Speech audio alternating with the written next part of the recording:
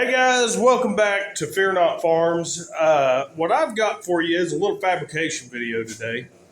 I know we haven't been being very good at getting videos out. Boy, we've got a lot on our plates. We bought 40 acres, and let me tell you, if you live in the city and you find maintaining a quarter acre tough, try 10 acres. And if you find 10 acres, and by the way, we lived on that 10 acres, our last place, for the better part of 5 years. And there are still things that I am wishing I had got done. Even though we're going to sell the place, hopefully we're going to sell the place. Even though it's gone, and I won't ever really recoup the sweat equity in that place, I still wish I had done better at getting some of the land reclamation, the regenerative things done there. But we took that place from being blackberries and sagegrass was probably the most predominant grass with ragweed. We took that thing in 5 years and turned it into a really nice pasture, lots of legumes on it, so on and so forth. We did do a lot of good, but essentially it's going bye-bye. So we've got to re-gear, revamp. We have no fencing. But anyways, let's get back to the topic at hand. This is my new shop. It is a more conventionally built shop, but it is smaller. That means I'm going to have to be very savvy about where I put things, and things still aren't 100% where they're going to be. In fact, I'm not even fully moved in. This isn't even everything that I have. So this is the new shop. Hopefully I'll be bringing you more videos of fabrication. It's something that I find a lot of reward in, and that I particularly find enjoyable. Not necessarily the thought of going out in the shop and working, but like at the end of the job, whenever it's done, I like being able to say, man, I made that and it's done. That thing's checked off the list. It's one of those things where usually a project can be done relatively quickly and you can say it's done. It's complete. Lots of projects take years. Like what I'd like to see on this pasture out here, it's going to take years. But anyways, let's get to the point. So what I'm going to be building is a 3-point lift system for moving trailers. That 3-inch channel is scrap from another project I had at one time. I think I paid $5 for this receiver at a auction. This is a piece of scrap metal I picked up out of a bones pile, and those pins have cost me about $10 each. So total cost to build this project, I want to say this stuff was a couple dollars a foot, $2.50 a foot whenever I bought it. It's about 40 inches. So you do the math on that. We'll just call it 4 feet, even though it's not. So $10 for that piece of metal, $5, 20. So we're at $35. This one was free, even if you had to buy it at $3 a foot. It is let's see, what is it? Is it 2-inch? Yes, it's 2-inch. So I think I've actually got another piece. I could take this project even further and make a receiver with one of those. But 2-inch heavy wall square tubing. And what I'm going to do, I'm going to draw this out for you real quick. I'm going to put my lift pins in the ends of this. Then I'm going to weld it to that receiver, and that channel is going to be the upright. And for this video, I'm going to use nothing more than my MIG welder. In theory, I'm going to use a hole saw to drill the hole for the top link in the top of the channel. That'll be welded with the pin sticking out. So can you see it coming together? That's what we're working with. You can buy some relatively cheap ones on Amazon, but I promise you they won't be built as well as this. And I'll be able to change that out with any kind of attachment, 2-inch receiver that I'd like, pintle hook if I need be, a hook for pulling something, whatever I need to, I could put a drawbar in that, and I'll be able to pull a no-till, whatever I need to do with this, I'll be able to do it. And then ultimately, eventually, not in this video, but I'll be putting a 2 5/16 bar ball on the upright, the post, so that I can move my gooseneck as well. So I'm category 2. Some measurements you might want to take note of. I believe, let me get this tape measure. I believe it is standard category 2 to be about 32 inches wide. Obviously, we're a little bit shy of that, but I don't think that'll be a problem. And then it's standard for it to be between 15 to 24 inches tall on the upright to the top link. We will be at 20 inches, so we'll be right in the middle of that. I think 24 inches is more common for Cat 2, but we'll be able to work with it. Once again, I'm working with what I have. If I was buying material, I would make them exact. But without further ado, let's get started on this build. So everything here has either been bought, except for the 2 category 2 pins.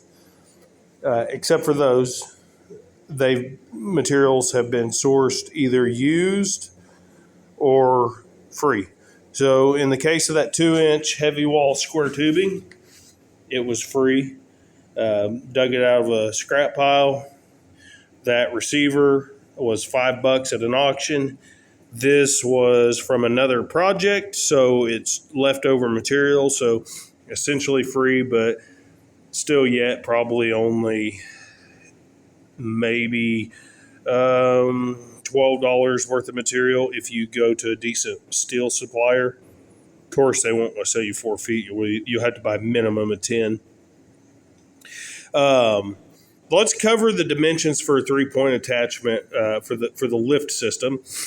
Typically, you'll be 32 inches between pins, but it can be a little narrower. In this case, it's going to be more like about 26, I think, because that's just the given piece length that I'm working with. So in this case, it's not going to be 32 inches. Now, your vertical post is typically going to be about 24 inches. But I have 40 inches to work with, so in this case, it's going to be about 20. But you just adjust your top link, and you'll be fine. Obviously your lift arms can go wider and narrower. 32 is just kind of standard. So if I was doing this from new material, I'd probably try to meet the standards. Obviously, this is what I'm going to weld the lift pins into. They're about $10 at Atwood's, but I'm going to weld them in there. What I'll probably do is I couldn't find any washers big enough to.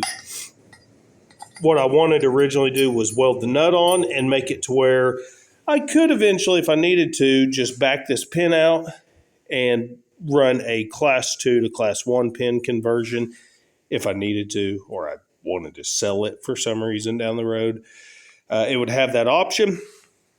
If in that case, what I would do is I would get me some washers so that I could crank this down on the crush washer, but couldn't find the washers. So what I'm going to end up doing is welding the nut on and then welding the pin to the nut, and we will be just fine.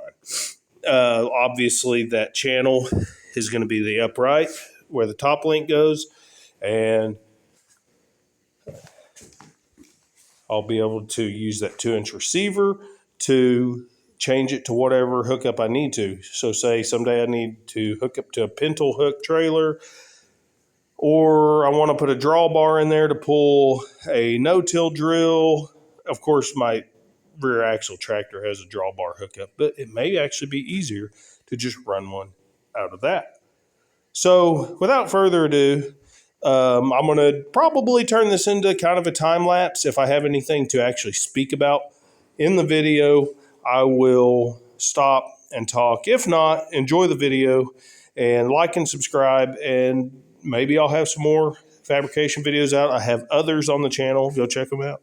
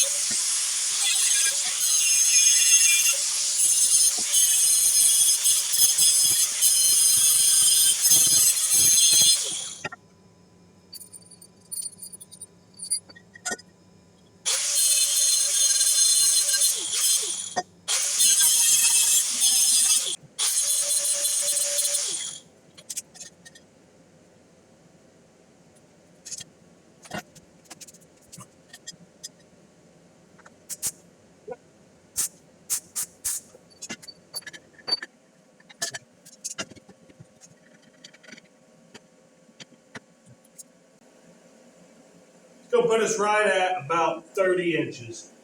I'm only going to weld this nut in. I'll be able to back this out at a later date and put a class 1 in there if I need to.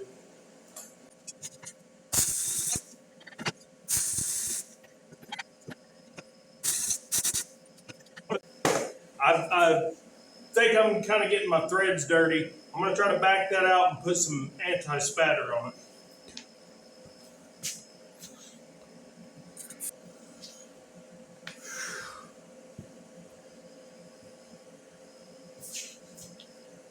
So I had kind of planned on being able to unscrew that there at the last minute, but what I should have done was put some anti-spatter or a silicone spray or something along those lines as a release agent so that any of the slag that got in on the threads wouldn't stick, and I'd be able to back this out.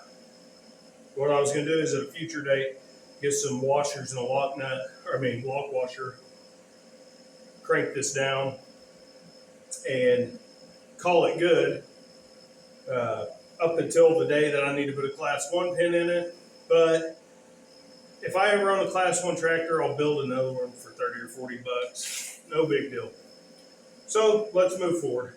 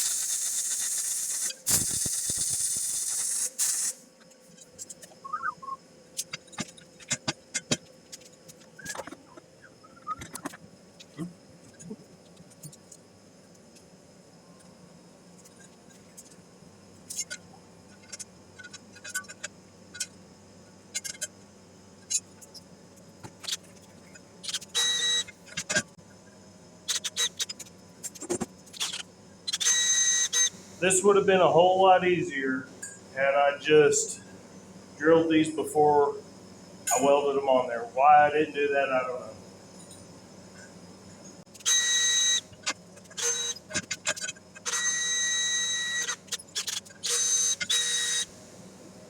My pilot bit is extremely dull.